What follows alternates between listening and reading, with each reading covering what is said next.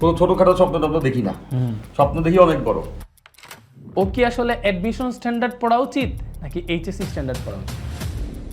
কোর্সের স্টুডেন্টদের মনের কথা একটা বলবো, আপনি যে সূত্রগুলো পড়াইছেন ওই সূত্রের আন্ডারেই সিকিউ থাকে। এই ব্যাচে স্টুডেন্ট আমাদের এখন ওই 3000-এর মতো আছে। তো আমি এই 3000 স্টুডেন্টকে এমনভাবে করতে চাই যেন এরা বইয়ের কিউ সব কাপায় দেয়। আপনার ক্লাসে আমি সিকিউ সলভ করাইতে কখনো দেখি নাই। সিলেবাসের আসলে লিমিটেশন থাকলেও অঙ্কের কোনো শেষ নেই। ফার্স্ট ইয়ারে এইচএসসিতে 52% পাস করছে না। জীবনে আমরা সবাই বরং একা। আমি না এইচএসসির পড়া এবং অ্যাডমিশনের পড়ারে আলাদা করে দেখি।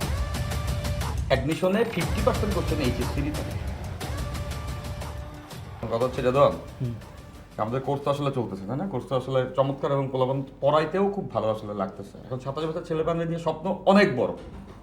কোনো ছোটখাটো স্বপ্ন টপ্ন দেখি না, স্বপ্ন দেখি অনেক বড়। কারণ ওই জায়গা থেকে আমার কাছে যেটা মনে হয় যে আমি যেহেতু ওদেরকে এখন কোর্স করতেছি, আমি এভাবে চিন্তা করতেছি যে এই ব্যাচে স্টুডেন্ট আমাদের এখন ওই 3000-এর মতো আছে। সো আমি এই 3000 স্টুডেন্টকে এমনভাবে করতে চাই যেন এরা বইয়ের ডিউ সব কাপায় দেয়। এবার ভাই আমি হচ্ছে আপনারে যেহেতু কোর্সের পোলাপানের রিভিউ দিতেছি, আমি কোর্সের স্টুডেন্টদের মনের কথা একটা বলবো আপনাদের, যেটা আমার ক্ষেত্রে হয়। আপনার মানে হচ্ছে আপনার ক্লাসে আমি সিকিউ সলভ করাইতে কখনো দেখি নাই। না, আমি দেখি নাই। ঠিক আছে, এই কথাটা সত্য। তো আমি ফার্স্ট মনে হতাম ভাই তো সিকিউ মিকিউ কিছু সলভ করে নাই। আমি কিন্তু আপনার ক্লাস করছিলাম, আমি আসলে কি সিকিউ সলভ করতে পারবো। আমি কি করলাম ভাই, আমি কি করছি, আপনি প্রত্যেকটা টপিক শুরু করার আগে ওটার সূত্রগুলো সুন্দর মতো পড়ান, যে কেমনে সূত্রটা প্রতিপাদন করে দেখান। পরে হাতে লেখা, মানে ওই ম্যাথগুলা কই থেকে আসে আমি জানি না, আপনি হাতে লেখা ম্যাথ কয়েকটা কইরা দেন। ওইগুলা সিকিউতে যেগুলো আসে ওগুলো থেকে কঠিন থাকে, ভয় লেগে যায় যে আমি পারবো কি না, এই টাইপের কোয়েশ্চেন কি আসে কিনা। পরে আমি দেখি যে আপনি যে সূত্রগুলো পড়াইছেন ওই সূত্রের আন্ডারেই সিকিউ থাকে, বাট ওই সিকিউগুলো আমারই সলভ করা লাগে। তো স্টুডেন্ট অনেকেই আছে যারা দেখে যে নিয়াজ ভাই তো সিকিউ সলভ করাইলো না, মানে সরাসরি সিকিউ সলভ করাইলো না, আমি কি সিকিউ পারবো। বাট ওদের উদ্দেশ্যে আপনি কি বলবেন? আমি তো দেখতেছি যে ওকে, আমি যখন সলভ করবো, নিয়াজ ভাইয়ের পড়ানোর পরে একটা ব্যাপার যে আমার মাস সলভ করতেই হবে, আমি যদি সলভ না করি শেষ, পারবো না। ওইটা আমার মনে থাকবে যে নিয়াজ ভাই সূত্র পড়াইছে, পরীক্ষায় কিন্তু সিকিউ আনসার করতে পারবো না। এক্ষেত্রে আমার যে কোনো গাইড, লেকচার পাঞ্জারি যে কোনো হোক, ওটা সিকিউ দইরা সলভ করতে হবে। সলভ করলে কিন্তু চলে আসে হাতে। আপনার অপিনিয়ন কি যে আপনার ক্লাস ওরা কেমনে করবে, মানে আপনার ক্লাস করার ক্রাইটেরিয়া কি? অ্যাকুরেট একটা পয়েন্ট আসলে তুমি তুলছো ফার্স্ট। এবং প্রথমেই আসলে এটা একটু বলে নেওয়া দরকার যে এইবারে কোর্সে কিন্তু এই প্যাটার্নটা চেঞ্জ করছি আমি। সিকিউ এমসিকিউ এবার আমি আসলে এবং সিকিউ এমসিকিউ পড়ানো শুরু করছি।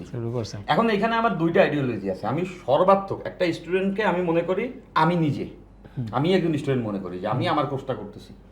আমি যদি বলতাম যে আমার ছোট ভাই এই কোর্সটা করতেছে, তাহলে আমার মনে হতো আমার কম্বল হয়ে যেতেছে।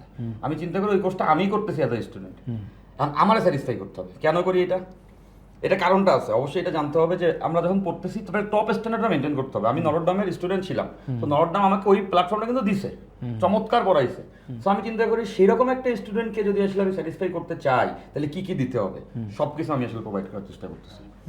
এবং এই জায়গাটাতে তুমি যে সিকিউর পয়েন্টটা বলছো, স্পেসিফিকভাবে যদি আমি আসি, দুইটা জিনিস আমি মাথায় রাখি। দেখো, ফিজিক্স, কেমিস্ট্রি, ম্যাথ যে সাবজেক্টই হোক, এটা তো যখন তুমি মানবা যে সিলেবাসের আসলে লিমিটেশন থাকলেও অঙ্কের কোনো শেষ নাই, অঙ্কের শেষ নাই, ইনফিনিটি। আমি যদি সারা জীবনও ফিজিক্সের অঙ্ক করি শেষ হবে না কোনোদিন, কেমিস্ট্রি যদি করি শেষ হবে না, ম্যাথ যদি করি শেষ হয় না, কেমিস্ট্রিতে শেষ হয়ে যায় মাঝে মধ্যে। তো যাই হোক, ওই যে কেমিস্ট্রির জগতে আসলে এক্সপ্লোর করা যায় কম, বাট ফিজিক্স এবং ম্যাথে কিন্তু শেষ হয় না কোনোদিন। তাহলে এখানে কি লাগবে? এখানে একটা মাস্টারিং নলেজ লাগবে, এমন একটা মন্ত্র লাগবে, কনসেপ্ট লাগবে, সে যে কোনো অঙ্কেতে নিজের অ্যাপ্রোচটা দিতে পারবে। সো এই জন্য ওইটারে তো অবশ্যই সুপিরিয়র ভাবে করে ফেলাইতেই হবে। কিন্তু এই কথাও সত্য, ওইটা করার পরে তারা যদি আমি ধরায় না দিই, সিকিউ এমসিকিউ অনেক সময় ধরতে সমস্যা হয়। তো এখানে আমি মনে করি যে 30% স্টুডেন্ট এরকম আমার ওই ক্লাস করে সিকিউরিটি সব পারে শেষ করে ফেলে। কিন্তু আমি এবার 100% স্টুডেন্ট নিয়ে কাজ করতেছি। শুধু 30% চিন্তা করলে হবে না, ওরা তো এমনি সক্ষম, পারতই। পড়াইতে কারে হয়? যে সক্ষম না তারে হয়। যে সক্ষম, এই যে আমি কোনো জায়গায় পড়ি নাই ফিজিক্স, তো আমি তো সব পারছি, তো আমি তো ফিজিক্স কোর্স পড়াচ্ছি, 1000 স্টুডেন্ট পড়তেছে আমাদের সঙ্গে। তো ওই জায়গা থেকে আমি বলতেছি যে ওই 70% কাজ করার জায়গায় এবং প্রথমেই ক্লিয়ার করে নিয়ে আমি এবার সিকিউরিটি সব পড়াইতেছি।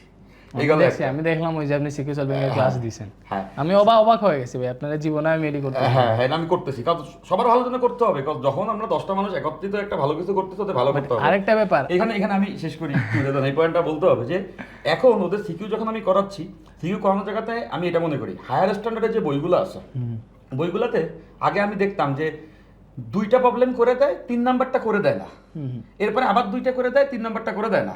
তো আমি ভাবতাম আচ্ছা 3 নাম্বারটা করে দেয় না কেন, এই বইতে 3 নাম্বারটা করে দেয় তাহলে তো বই আরো ভালো, সব করে দিল না, সেটা সবসময় ভালো না। কেন ভালো না? দেখো একটা মানুষকে আমি থিওরিটিক্যালি সাঁতার কাটা শিখাইলাম, হাত নাড়াও পাও নাড়াও এমনি করে বুয়েন্সি এমনি করে আর্কিমিডিস শিখাইলাম, ও যদি পানিতে না নামে ও 5 বছর ট্রেনিং করলে কি সাঁতার কাটা পারবে? পারবে না। আবার খাবার খাওয়ার ক্ষেত্রে আমি একটা মানুষের মধ্যে খাবার রান্না করলাম, মুখে তুলে দিলাম, চাবাইও দিলাম, চাবাই দিলে কেউ খাবে না, তবে সেই চাবাইও দিই সেটাও নাহলে হলো, কিন্তু গেলার যে ব্যাপারটা এটা নিজেদের করতে হবে। তো সিকিউতে আমি এই দুটার ব্যালেন্স করতেছি। দেখা যাচ্ছে কনসেপ্ট যখন পড়াচ্ছি ওই কনসেপ্টের মধ্য দিয়ে ও পেরে ফেলবে, 30% স্টুডেন্ট এমনিই পেরে ফেলবে, তারপরে সিকিউর যদি আমি গিয়া 80% করাই দিই তাইলে কেন পারবে না, ওই 20% আমি বাকি কোনোদিন করাবো না। কারণ ওখানে স্টুডেন্টকে গেলা শিখতে হবে, ওখানে স্টুডেন্টকে সাঁতার কাটা শিখতে হবে। পরীক্ষার হলে সব স্টুডেন্ট একা আমরা, এবং শুধু পরীক্ষার হলে না, জীবনে আমরা সবাই বরং একা, তাই না? এই জার্নিটা আমাদের একারই জার্নি, লাইফের জার্নি একারই জার্নি। সো স্টুডেন্ট পরীক্ষা হলে যখন দেখবা কোথাও কেউ নাই, এবার অলরেডি তোমরা জানো যে ওই বন্ধু বান্ধবদের দেখার কিন্তু সুযোগ চলে গেছে। তোমরা জানো যে এখন শিক্ষা ব্যবস্থা নিয়ে অনেক বেশি আসলে শিক্ষামন্ত্রী চলে আসছে, তো অনেক কঠিন হয়ে যাবে। কি আপনারা পাইছিলেন? না না আমরা পাইনি, অনেক আগের যুগে আমরা পাইছি, যে যুগ সেই যুগে আসলে কোশ্চেন টেম্পার হইতো না, আমি বলে ফেলি, কিন্তু লাস্ট 3-4 বছর যা দেখছি খুব খারাপ দেখছি আসলে। দেখছো না যে কোশ্চেন টোশ্চেন হয়ে যায়, মানে পরীক্ষা স্ট্যান্ডার্ড কমে গেছিল, এখন কিন্তু কামব্যাক। এবং লাস্টে যদি আমি বলি লাস্ট ইয়ারে এইচএসসি তে 52% পাস করছে। এমনকি একটা বোর্ডে আমি দেখছি হচ্ছে মানে শুধু পাস করছে 100-তে মানে 46, কোন একটা বোর্ডে মানে 54% ফেল করছে, মানে 100-র মধ্যে 54 জন স্টুডেন্ট ফেল এইচএসসি ফেল করছে। এক্স্যাক্টলি, এটা কিন্তু ডেঞ্জারাস, এবং সামনে স্ট্রিক্টলি যদি হয়, বাট ঘুরে ফিরে কোশ্চেন যাই করুক, শিক্ষামন্ত্রী যেই আসুক, যে পারে ও পারবেই, ও এ প্লাস পাবেই, ঠিক আছে? যে দেখা পাস করতো বা হালকা পাতলা পইরা পাস করতো, ধরা খায় ও, এবং ওর এই এ প্লাস পাওয়াটা ওর জন্য আরো বড় ধরা হয়ে যায়। যদি দেখা পাস করে এ প্লাস পায়, সেই ধরাটা অনেক ডেঞ্জারাস, কজ ও পরবর্তীতে অ্যাডমিশনে গিয়ে হচ্ছে আর পারে না, কজ অত কনফিডেন্স চলে আসছে, আরে আমি তো এমনি এ প্লাস পেয়ে গেছি। এটা তো মানুষ আসলে এখন বর্তমান যুগে এ প্লাস গুণে কে, এটা বলে ফেললাম, কিন্তু আসলে এ প্লাসে ওইভাবে করে কিন্তু গুণাগান্তি নাই আসলে। হ্যাঁ নাই, এই সক্ষম যদি না হয় স্টুডেন্ট, ওই এ প্লাস আসলে পায়, অনেক এ প্লাস পায়। তো আমরা মনে করি যে স্টুডেন্টটা, আমি মনে করি এটা ভিতর থেকে বিশ্বাসটা চাঙ্গা হইলে না ফেসে দেখা যায়, অবভিয়াসলি দেখা যায়, তো ফেসে দেখা যায়। তো ভিতর থেকেই আসলে স্টুডেন্টকে করতে হবে, ভালো করে আসলে পড়াইতে হবে। এবং কোর্সে পড়ানোর জায়গাটাতে আমি 1%ও কমতি রাখতেছি না, কজ আমি বলতেছি আমি স্টুডেন্ট হিসাবে আমার ছোট ভাইকে দেখি না, আমি স্টুডেন্ট হিসাবে আমারও দেখতেছি। তো সেই জায়গাটাতে আসলে সর্বোচ্চ এফোর্টটা দেওয়া হচ্ছে। ভাই এইচএসসি 27-এর কিন্তু এখন অর্ধবার্ষিক, মানে বলতে গেলে ওদের জার্নি এখনো মাত্র শুরু হয়েছে আর কি, মানে স্টার্টিং পিরিয়ডে নাই, স্টার্ট হয়ে গেছে, বাট ওদের হাতে এখনো সময় আছে, ওদের বাকি আছে অনেক কিছু। তো এখন যে ওরা পড়তেছে, ফিজিক্স পড়ুক, ম্যাথ পড়ুক, এটা চ্যাপ্টার পড়তেছে, ও কি আসলে অ্যাডমিশন স্ট্যান্ডার্ড পড়া উচিত নাকি এইচএসসি স্ট্যান্ডার্ড পড়া উচিত? ভেরি গুড কোশ্চেন, এবং এই কোশ্চেনটা আসলে ভালো, এই মুহূর্ত থেকে জানা থাকাটা ইম্পর্টেন্ট অবভিয়াসলি। তো ওই জায়গাটাতে আসলে খুব সিম্পলি যদি বলি, আমি না এইচএসসির পড়া এবং অ্যাডমিশনের পড়ারে আলাদা করে দেখি না, প্রথম কথা আলাদা করে দেখি না। এখন আলাদা করে দেখি না এই কারণেই, এসএসসিতে যে কোশ্চেনটা আসে হুবহু ওই কোশ্চেনটা অ্যাডমিশন টেস্টে আসতে পারে, আসে মাঝে মধ্যে, এমন না যে আসে না। গেমটা কোথায় হয় রেদন? অ্যাডমিশনের গেমটাতে এই জায়গাটাতেই হয়। দেখো অ্যাডমিশনে 50% কোশ্চেন এইচএসসিরই থাকে। এখন ওই 50% যে পারে না, সে তো অ্যাডমিশনে চান্স পাবে না, এটা কিন্তু বাস্তবতা। 50% তাকে পারতে হবে, তারপরে আরো যত বেশি পারা যায়।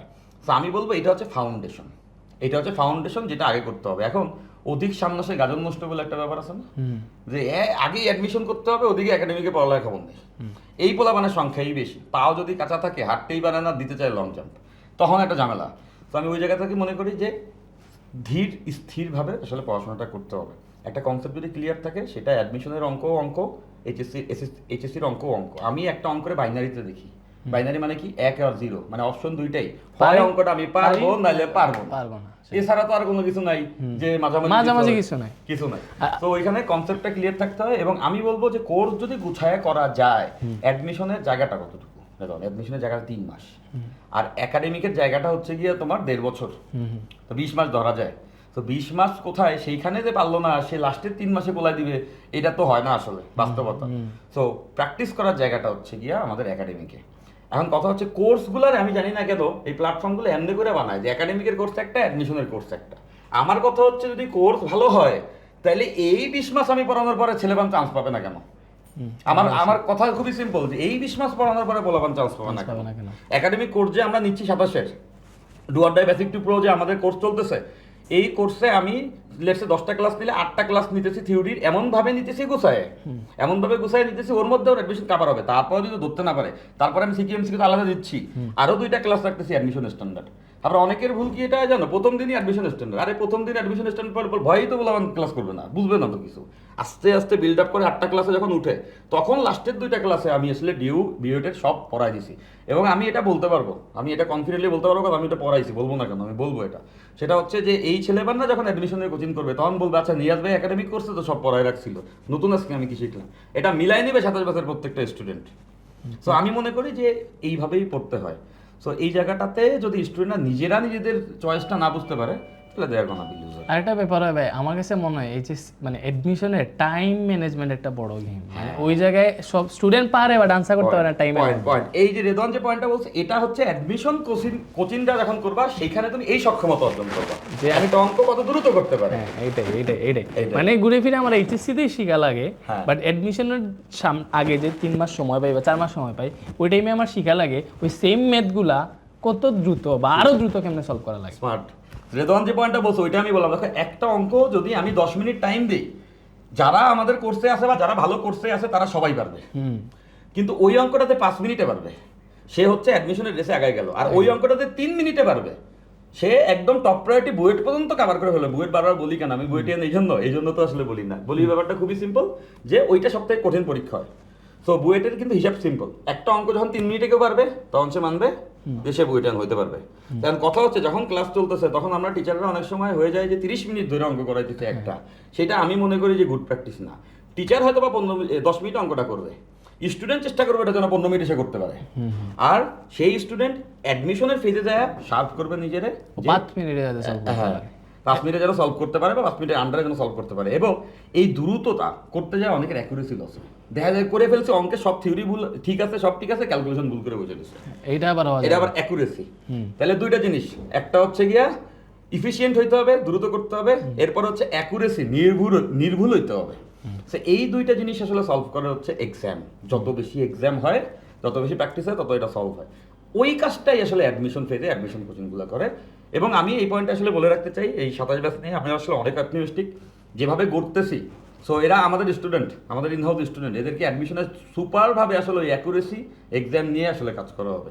সো ওদের যে পাতো এটা, মানে যখন স্বপ্ন দেখি এত কম স্বপ্ন দেখি না। আমি মনে করি স্বপ্ন যদি অনেক বড় হয় তাহলে সেটা ফল করার সম্ভাবনা খুবই কম। সো ইনশাল্লাহ 27 বছরের এই স্টুডেন্ট নিয়ে আমি এতটা স্বপ্ন দেখতেছি যেদেরকে অ্যাডমিশনে এমন একটা ট্রিমিন্ডাস রেজাল্ট আসবে না, দেখার মতো হবে। আমরা বলবো না, ওই দিন ওরা বলবে। ইনশাআল্লাহ।